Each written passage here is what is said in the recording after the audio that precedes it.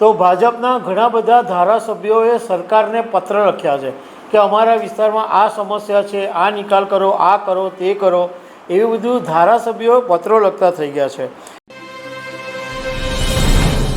ભાજપને શિસ્તની પાર્ટી કહેવામાં આવે છે, પરંતુ ગુજરાતની અંદર છેલ્લા કેટલાક વખતથી એક આશ્ચર્યજનક વાત જોવા મળે છે કે ઘણા બધા ધારાસભ્યો હવે પોતાની જ સરકારને પત્રો લખતા થયા છે અને સમસ્યા વિશે વાત કરતા થયા છે। અને ગાંધીનગરથી એક એવું ફરમાન પણ છોડવામાં આવ્યું છે કે ધારાસભ્યોની નારાજગીનો તાત્કાલિક નિકાલ કરવામાં આવે અને દરેક વિભાગને આ બાબતે સૂચના આપવામાં આવી છે। જો કે જી ન્યૂઝના એક અહેવાલની અંદર એવું કહેવામાં આવ્યું છે કે આ કરવા પાછળ પણ ભાજપની એક મોટી રાજ રમત છે। તો આના વિશે હું તમારી સાથે વાત કરીશ। મારું નામ રાજેશ શાહ છે અને તમે જોઈ રહ્યા છો ગુજરાતના સૌથી મોટા ડિજિટલ ન્યૂઝ પ્લેટફોર્મ ખબર છે.com। આમ તો ભાજપની અંદર કોઈ ધારાસભ્ય કે કોઈ નેતાઓ સરકારની સામે ફરિયાદ કરતા ડરતા હોય છે, પરંતુ છેલ્લા એક મહિનાની અંદર જોઈએ તો ભાજપના ઘણા બધા ધારાસભ્યોએ સરકારને પત્ર લખ્યા છે કે અમારા વિસ્તારમાં આ સમસ્યા છે, આ નિકાલ કરો, આ કરો, તે કરો, એવું બધું ધારાસભ્યો પત્રો લખતા થઈ ગયા છે। અને સરકારની કામગીરીની સામે જ સવાલ ઉઠાવવામાં આવી રહ્યા છે। વિરમગામના ધારાસભ્ય હાર્દિક પટેલ સહિત અનેક ધારાસભ્યો છે જેમણે સરકારની સામે બળાપો કાઢ્યો છે। ભરૂચના સાંસદ મનસુખ વસાવા તો અનેક વખત ચીમકી આપતા જ રહે છે। તો આની સામે જી ન્યૂઝના અહેવાલમાં એવું કહેવામાં આવ્યું છે કે આની પાછળ એક મોટો ખેલ છે, એક મોટી રાજ રમત છે।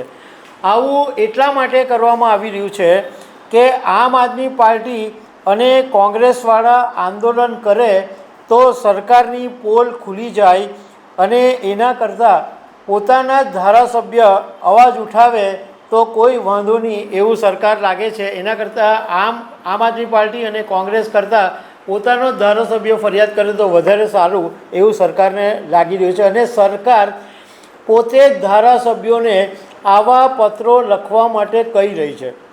પ્રથમ દ્રષ્ટિએ તો એવું લાગે આ જે પ્રમાણે પત્રોનો સિલસિલો છે એ પ્રમાણે તો ઘણા બધાને એવું લાગે કે ભાજપની અંદર તો બહુ મોટો અસંતોષ વધી રહ્યો છે, પરંતુ એકચ્યુઅલમાં એવું છે નહીં।